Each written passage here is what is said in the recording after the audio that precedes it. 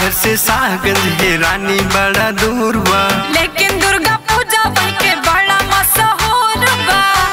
नेहा ऐसा ना हो, सुना अपना घर से साहगंज है रानी बड़ा दूर बा, लेकिन दुर्गा पूजा भाई के बड़ा मशहूर बा।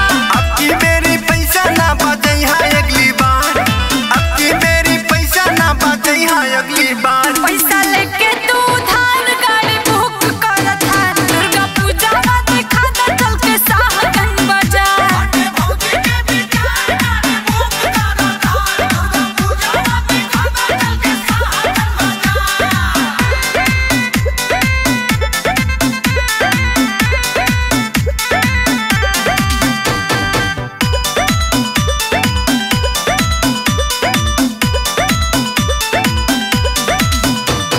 लावतानी थार जल्दी हो जा तैयार हो। Love you so much, thank you so much Manoj राजकुमार हो।